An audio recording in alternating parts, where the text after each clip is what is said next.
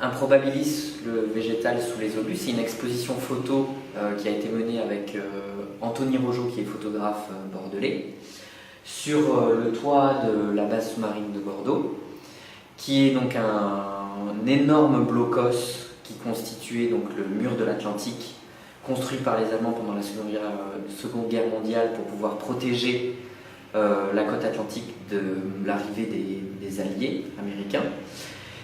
La base sous-marine fait partie d'un réseau donc, de 5 autres bases avec Saint-Nazaire, Brest, Lorient et La Rochelle. Et la base sous-marine de Bordeaux, c'est une des seules qui a été terminée au niveau des pare-bombes.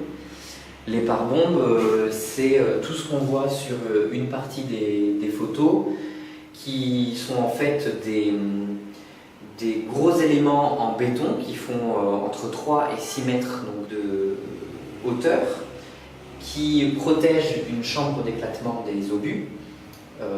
Et dessous, on a 15 mètres de vide avec donc, des alvéoles qui protègent les sous-marins. Donc il y avait énormément de sous-marins, il y a à peu près une vingtaine d'alvéoles avec donc, la possibilité de mettre jusqu'à 25 sous-marins, puisque certaines des alvéoles pouvaient en accueillir 2. Et donc quand un obus arrivait, il tapait sur les pare-bombes, il éclatait dans la chambre d'éclatement, et comme ça protégeait vraiment tout l'ensemble. Donc on voit bien le jeu de lumière, plein, vide, ombre, lumière. Tout ça c'est complètement spontané, c'est le bâtiment, c'est l'architecture et la structure du bâtiment qui produit cet effet-là. Et donc pendant la Seconde Guerre mondiale, quand les Alliés ont bombardé, il y a eu des trous d'obus qu'on voit par-ci par-là sur les photos.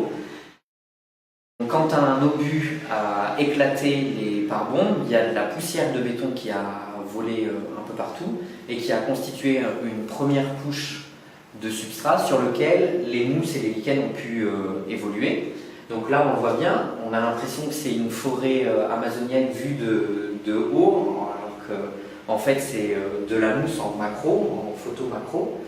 On voit bien le passage de l'eau qui ruisselle et on voit bien que la mousse elle pousse vraiment sur le béton, même le béton complètement à vif. On a pris des photos pendant 1 an pour voir l'évolution du végétal sur le toit. Là on est en plein printemps, donc il fait encore bon sur le toit de la base, parce qu'il faut savoir qu'il y a énormément de courants d'air qui assèchent en plein été. Le béton il absorbe la chaleur, il le restitue pendant la nuit, donc il fait toujours très chaud. En hiver il fait très très froid, il y a des courants d'air, il y a énormément d'humidité, donc les conditions naturelles pour le végétal sont compliquées.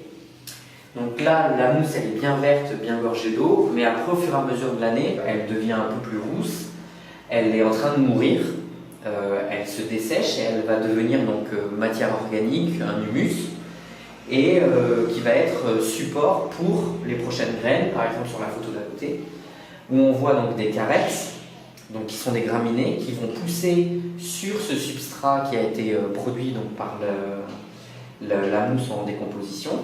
À un moment donné, cette mousse elle va être pas assez nourrissante pour la graminée, elle va mourir elle-même et elle va devenir elle-même donc substrat pour les prochaines graines, et par accumulation par millefeuille, on va avoir la construction d'un néosol, on appelle ça un nouveau sol, sauf qu'en 60 ans, il y a pour le moment 2 cm de terre qui a été produit. Donc on voit même que c'est un processus qui est très très lent. Il n'empêche que la nature arrive à reconstruire un vrai sol par-dessus.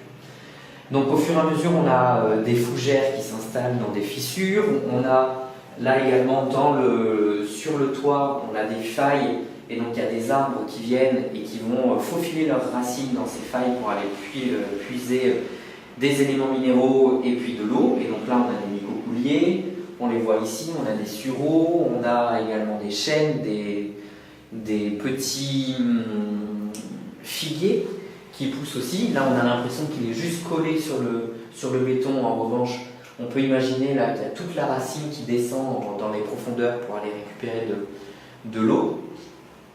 Et on a également donc, des plantes un peu plus atypiques, comme la Spiranthes spiralis, qui est une petite orchidée sauvage qui est toute petite, elle est moitié moins grande que la photo. Là on est en zoom sur la photo, ou sur la plante, où on voit que la floraison elle se fait en spirale, d'où son nom latin. Donc j'ai fait le relevé floristique, il y a à peu près 152 espèces végétales chlorophylliens qui poussent sur le toit, y compris les algues, les mousses, les fougères, mais sans parler des lichens. Le public ne peut pas accéder au toit parce qu'il y a encore des éclats d'obus par endroit. La hauteur entre les parbombes et le toit, ça varie entre 1,65 m et 1,75 m.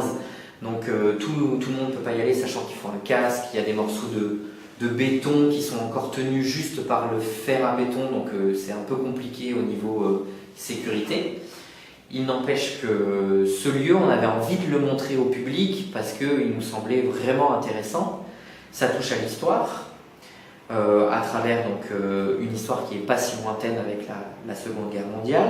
Ça touche à l'architecture et à l'ingénierie architecturale, puisque c'est un bâtiment qui a été construit très rapidement avec donc, des techniques qui étaient novatrices pour l'époque. Ça touche à la poésie aussi, malgré tout, puisqu'on a des alternances aussi de contraste de lumière, de stérilité du béton, de vivant dans les trous d'obus, donc ça touche aussi à la philosophie, au paysage évidemment, à la botanique, à l'urbanisme. Donc il y a énormément de disciplines qui arrivent à s'hybrider dans ce projet. Je pense que c'est pour ça que tout le monde arrive à trouver une petite sensibilité dans les photos qui sont présentées à travers ces disciplines-là justement.